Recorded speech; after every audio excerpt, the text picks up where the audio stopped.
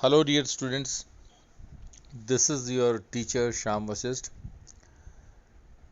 BCom final year के लिए आपका जो पेपर है इंटरनेशनल मार्केटिंग, उसके बहुत सारे लेक्चर्स और पीपीटी स्लाइड्स मैं आपको भेज चुका हूँ। यूट्यूब पे मैं जो लेक्चर्स मैंने ऑडियो वीडियो लेक्चर्स डिलीवर किए हैं उनके लिंक्स भी मैं आपको आपके व्हाट्सएप ग्रुप पे प्रोवाइड कर चुका हूँ। अगला अध्याय, अगला चैप्टर इसका हम शुरू कर रहे हैं, that is determination of international pricing. अंतर्राष्ट्रीय कीमतों का निर्धारण कैसे होता है। देखिए, जहाँ तक इंटरनेशनल मिक्स की बात है, इंटरनेशनल मार्केटिंग मिक्स की, उसमें चार मुख्य फैक्टर्स होते हैं, तत्व होते हैं, एलिमेंट्स होते हैं। 4 P's are very very important. One is product, second one is price, third one is physical distribution and fourth one is promotion.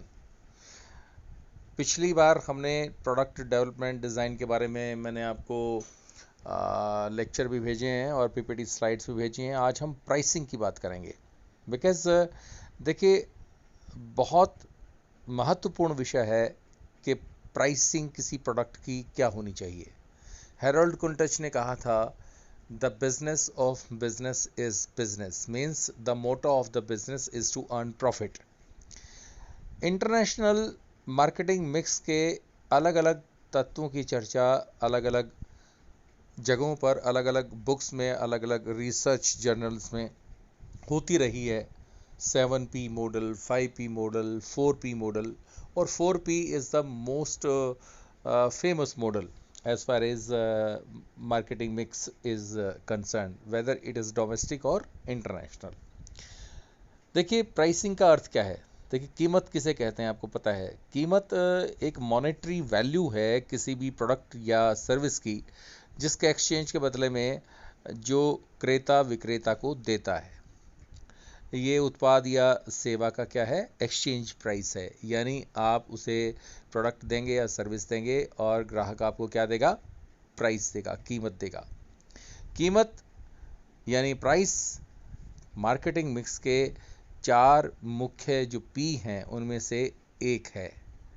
आपको प्राइस कोटेशंस देनी पड़ती हैं, आपको प्राइस निर्धारित करना पड़ता है, तभी आप प्राइस कोटेशंस दे पाएंगे। चाहे आप एक्सपोर्टर हैं या इंपोर्टर हैं, आपको क्या करना पड़ेगा, आपको प्राइस से दो चार होना पड़ेगा, आपका उत्तरदायित्व कम नहीं होता।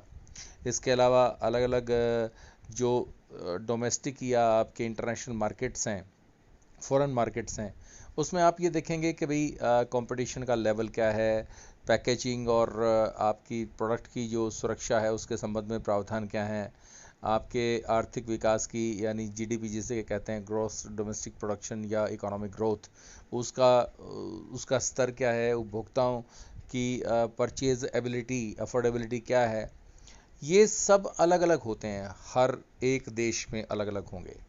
तो आपको क्या करना पड़ेगा, बतौर मार्केटियर आपको एक चीज़ करनी पड़ेगी कि अलग अलग इंटरनेशनल बिजनेस एनवायरनमेंट और अलग अलग कंट्रीज़ के हिसाब से अपने प्रोडक्ट को डेवलपमेंट, उसका डिज़ाइन और उसकी प्राइसिंग आपको करनी पड़ती है।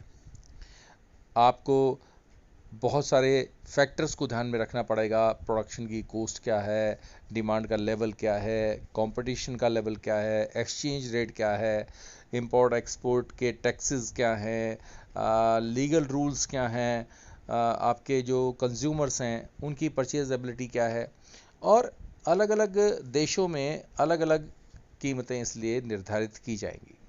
इन सब चीज़ों को ध्यान में रख के, जहाँ डेवलप्ड कंट्रीज़ में जहाँ पर कैपिटा इनकम ज़्यादा होती है वहाँ आपके प्रोडक्ट की कीमत ज़्यादा हो सकती है, लेकिन ऐसे विदेशी बाज़ार आपको मिलेंगे जहाँ प्रतिस्पर्धा बहुत ज़्यादा है या उपभोक्ताओं की प्रति व्यक्ति आय कम है, पर कैपिटा इनकम कम है, या निर्यातकों ने यानी इंपोर्टर्स ने अपने घरेलू देश के लिए, अपने डोमेस्टिक कंट्री के लिए केवल सरप्लस प्रोडक्शन ही निर्यात करना है, तो ऐसी दशा में आपको कम कीमत पे अपना प्रोडक्ट बेचना पड़ेगा।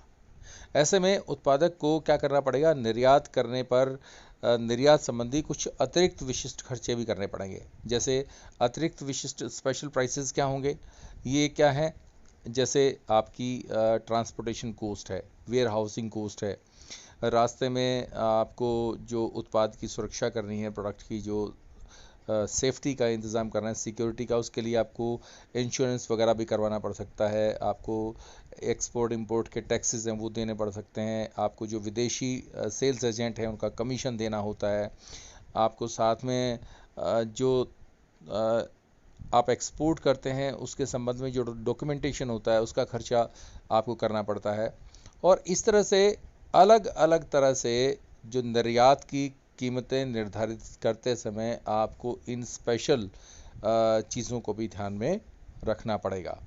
कई जो आपके बिजनेस हाउसेस हैं या उनके अलग अलग प्रोडक्ट्स होते हैं वो शुरू में ही skimming the cream price strategy अपनाते हैं, यानी जिसे कहा जाता है कि मलाई उतारने वाली प्राइसिंग नीति, जिसमें जब आप परिचय की स्थिति में ही, देखिए हमने प्रोडक्ट लाइफ साइकिल आपको बताया था, प्रोडक्ट लाइफ साइकिल में 4 अवस्थाएं होती हैं कि तो परिचय की अवस्था में, इंट्रोडक्शन में ही आप इनोवेटिव प्रोडक्ट के साथ ऐसा कर सकते हो कि उसको इस तरह से प्रोजेक्ट करो आप कि इससे बेहतर, इससे बढ़िया प्रोडक्ट तो हो ही नहीं सकता। आप क्या करेंगे, आप इंट्रोडक्शन की स्टेज पे ही मैक्सिमम प्राइस उसका रख के मलाई उतारेंगे, स्किम करेंगे उसको, ठीक है, स्किम द क्रीम जिसको बोलते हैं।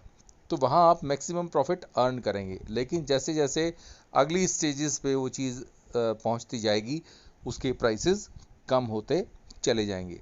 लेकिन दूसरी जो आपकी स्ट्रेटजी होती है प्राइसिंग की, वो है मार्केट पेनिट्रेशन स्ट्रेटजी। तो उसमें मार्केट पेनिट्रेशन प्राइस स्ट्रेटजी में क्या होगा, जब उत्पादन का परिचय अवस्था में जब वो पहुंचेगा तो कम मूल्य निर्धारित होगा ताकि बाजार में उसकी हिस्सेदारी हो सके, और जब धीरे धीरे वो अगली अवस्था में पहुंचेगा तो धीरे धीरे मूल्य में वृद्धि की जाएगी। तो आपको कौन सी स्ट्रेटजी अपनानी चाहिए या कौन सा प्राइस आपको सेट करना चाहिए, फिक्स करना चाहिए, इसके लिए आपको ये देखना पड़ेगा कि आपके प्राइसिंग के ऑब्जेक्टिव्स क्या हैं। ओके, यानी what are the objectives of the pricing. अलग अलग ऑब्जेक्टिव्स के लिए अलग अलग प्राइसिंग होगी। जैसे कंडीशंस हैं, सबसे पहले इसमें प्राइसिंग ऑब्जेक्टिव्स में मार्केट पेनिट्रेशन, जैसे मैंने बताया, बाजार में प्रवेश की अवस्था में आप शुरू में मूल्यों को कम रखेंगे क्योंकि आप ये चाहते हैं कि आपका प्रोडक्ट बाकी प्रतियोगी संस्थाओं की तुलना में मार्केट में आए, पहुँचे परिचय की अवस्था में, तो आप शुरू में कीमतें कम रखेंगे। दूसरा है टारगेट रिटर्न ऑन इन्वेस्टमेंट, विनियोग पर लक्षित प्रतिफल। आप ये चाहते हैं कि 10%, 15%, 20% आपको ROI, रिटर्न ऑन इन्वेस्टमेंट चाहिए, तो उसके हिसाब से आप फिक्स करेंगे, यानी आपका कॉस्ट प्लस आपका रिटर्न ऑन इन्वेस्टमेंट ROI जो मार्जिन है आप उसे फिक्स करके उसका प्राइस निर्धारित करेंगे। फिर है टारगेट मार्केट शेयर। आप ये चाहते हैं कि कोई स्पेशल प्रोडक्ट है तो उस स्पेशल प्रोडक्ट का आपका मार्केट शेयर 3% हो, 5% हो, 10% हो, 20% हो, 50% हो। तो जिस तरह का आप मार्केट शेयर चाहते हैं उस तरह की प्राइसिंग आपको करनी पड़ेगी। ज़्यादा प्राइसिंग आप करेंगे तो आपको मार्केट शेयर कम मिलेगा। अब कम प्राइस पे, कम मार्जिन्स पे अगर आप बिजनेस करेंगे तो हो सकता है इनोवेटिव प्रमोशनल स्ट्रेटजीज़ को अपना करके और अच्छी पैकेजिंग उसकी करके, अच्छे प्रमोशनल एक्सपेंसेस आप करके आप बेहतर मार्केट शेयर को हासिल कर पाएँ। फिर है facing the competition. When you face the competition whether in domestic market or in international market, you will have to go with low prices of the product. आपको कम prices के साथ उतरना पड़ेगा। You don't have any choice but to have the low pricing strategy, क्योंकि आपको competition को ध्यान में रखना होता है।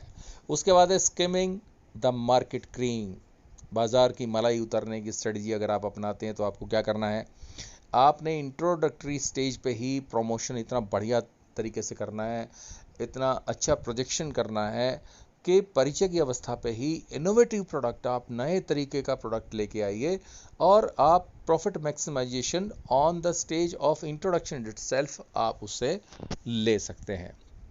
उसके बाद नेक्स्ट है फास्ट कैश रिकवरी। देखिए कई बार बिजनेस में लिक्विडिटी की समस्या हो जाती है, यानी आपके पास पैसा नहीं बचता, तरलता नहीं बचती, हिंदी में अगर आपको समझाएं तो ऐसे में क्या होगा, आपका काम होता है बहुत जल्द नकद वसूली करना, बहुत जल्द आप नकद वसूली करेंगे तो कैश आपको चाहिएगा, कैश चाहिएगा तो आप क्या करेंगे, आप जो कैश देने वाले ग्राहक होंगे उन्हें लुभाएंगे और उसके लिए आपको डिस्काउंट्स देने पड़ेंगे, बहुत सारे गिफ्ट्स देने पड़ेंगे, बहुत सारे और प्रलोभन देने पड़ेंगे। और तो इस तरह का जो टाइम ड्राफ्ट है उसके हिसाब से आपको खेलना पड़ेगा, because you need liquidity for your firm.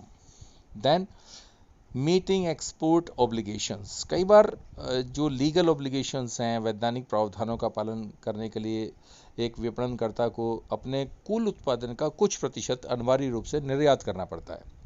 ऐसा होने ना होने से क्या होगा, उसका लाइसेंस रद्द हो सकता है या उस पर कुछ आर्थिक दंड लग सकता है। ऐसी स्थिति में क्या होगा कि जो भी मार्केटिंग मैनेजर्स हैं वो कई बार विदेशी बाज़ार में कम कीमतें निर्धारित कर देते हैं ताकि कम से कम जो मिनिमम एक्सपोर्ट कंडीशंस हैं वो उनको कोप अप कर पाएँ, उनके साथ जी पाएँ और मिनिमम एक्सपोर्ट उतना कर पाएँ, चाहे उन्हें कई बार शॉर्ट टर्म में लॉस का ही सामना क्यों ना करना पड़े। देन एक ऑब्जेक्टिव क्या हो सकता है, बेटर कैपेसिटी यूटिलाइजेशन, यानी आपने अपना जितना घरेलू मार्केट है उसमें आपने जितना उत्पादन का प्रयोग था वो तो आपने क्षमता का प्रयोग अपना कर लिया, लेकिन आपकी क्षमता उससे कहीं ज़्यादा है। तब आप क्या करेंगे, इंटरनेशनल मार्केट्स को एक्सप्लोर करें। ऐसी स्थिति में क्या करेंगे, जो सरप्लस माल है उसको आप विदेशी बाज़ार में लेके जाएंगे, इंटरनेशनल मार्केट में लेके जाएंगे और घरेलू बाज़ार से बचे हुए माल को बेचने के बाद जो भी बाजार आपका प्रोडक्ट बचा, ऐसे में आप कम कीमतों पे भी इंटरनेशनल मार्केट में उस सरप्लस को, उस आधिक्य को बेच देंगे जो कम कीमत पे होगा, ऑब्वियस है।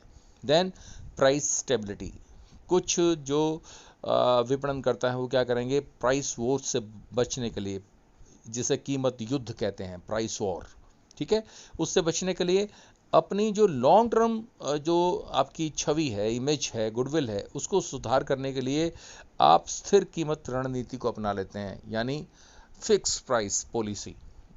तो आप क्या करेंगे, फिक्स प्राइस स्ट्रेटेजी या पॉलिसी के तहत आप लॉन्ग टर्म गोल्स को लेकर चलते हैं और आप पॉलिसी बनाते हैं, स्ट्रेटेजी बनाते हैं और कीमत स्थिरता के लिए, प्राइस की स्टेबिलिटी के लिए उस उद्देश्य को अपना के आप क्या करेंगे, आप व्यावसायिक इकाइयाँ बाज़ार में उत्पाद की कमी होने पर भी अपने उत्पादों के मूल्यों में वृद्धि नहीं करेंगे, बिकॉज आप प्राइस स्टेबिलिटी वहाँ बनाना चाहते हैं। तो ये कुछ प्राइसिंग ऑब्जेक्टिव थे जो इंटरनेशनल प्राइसिंग के हो सकते हैं। अब इसका जो अगला पार्ट है वो पार्ट है फैक्टर्स इन्फ्लुएंसिंग प्राइस डिटर्मिनेशन।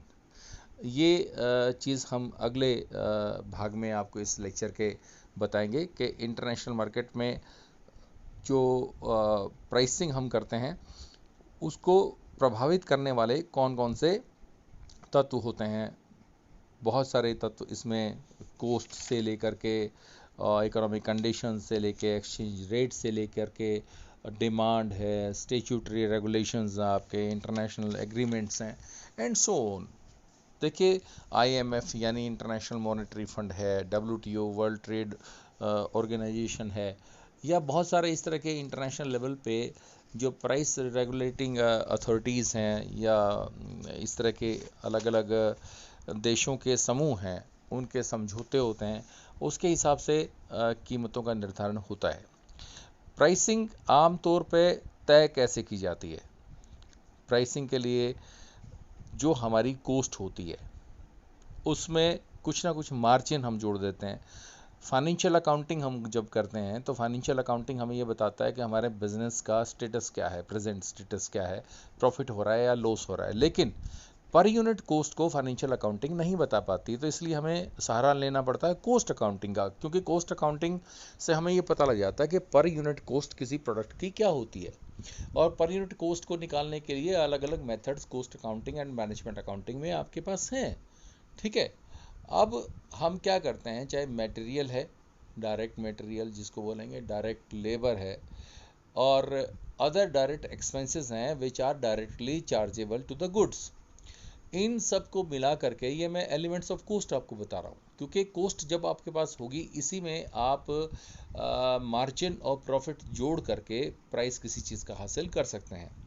तो direct material, direct labour and direct expenses, when you will add these three things you will get prime cost. Prime cost में तीन तरह के ओवरहेड्स यानी इनडायरेक्ट एक्सपेंसेस को हम जोड़ते हैं। फैक्ट्री कोस्ट, देन आप जोड़ेंगे ऑफिस ओवरहेड्स को, ठीक है, फैक्ट्री कोस्ट आपकी आ जाएगी, फैक्ट्री ओवरहेड्स जोड़ने के बाद फैक्ट्री कोस्ट आ गई। उसके बाद आप जोड़ेंगे ऑफिस ओवरहेड्स को, आपकी एडमिनिस्ट्रेटिव कोस्ट आ गई। और उसके बाद सेलिंग एंड डिस्ट्रीब्यूशन ओवरहेड्स आप जोड़ेंगे, ये कॉस्ट ऑफ सेल्स या टोटल कॉस्ट आपकी आ जाएगी। अब सेल्स के लिए आप क्या करेंगे, सेलिंग एंड डिस्ट्रीब्यूशन ओवरहेड्स आपने जोड़ दिए हैं, अब ये आपकी टोटल कॉस्ट आई है। टोटल कॉस्ट में एक परसेंटेज ऑफ प्रॉफिट आप शामिल करेंगे टोटल कॉस्ट में, क्योंकि परसेंटेज ऑफ प्रॉफिट जब तक आप शामिल नहीं करेंगे तब तक आपका सेलिंग प्राइस नहीं आएगा। यानी cost, total cost plus your margin of profit. और मार्जिन ऑफ प्रॉफिट जो अभी मैंने आपको ऑब्जेक्टिव्स बताए, ये इतना सब मैंने जो आपको बताया कॉस्ट के बारे में कि कॉस्ट कैसे हम निकालते हैं और कैसे इसमें मार्जिन जोड़ के हम सेलिंग प्राइस तक या प्राइसिंग तक पहुंचते हैं, ये डोमेस्टिक मार्केट हो या इंटरनेशनल मार्केट हो, तो अलग अलग प्राइसिंग ऑब्जेक्टिव्स के हिसाब से हम उसमें अपना प्रॉफिट मार्जिन रखते हैं, कॉस्ट में हम उसको जोड़ते हैं और फिर उसके बाद इसका सेलिंग प्राइस निर्धारित हो जाता है। तो इस तरह से ये पहला इसका मैं कहूँगा कि एक भाग था इंटरनेशनल प्राइसिंग का। इसके बाद हम जो इससे फर्दर जो चीज़ें हैं इंटरनेशनल प्राइसिंग की वो करेंगे। तो आज आप इस चैप्टर की जो इंट्रोडक्टरी जो मैंने आपको बातें बताई हैं उनको आप ध्यान में रखिएगा। Stay safe, stay at home and take care of yourself. Happy learning. Thank you very much.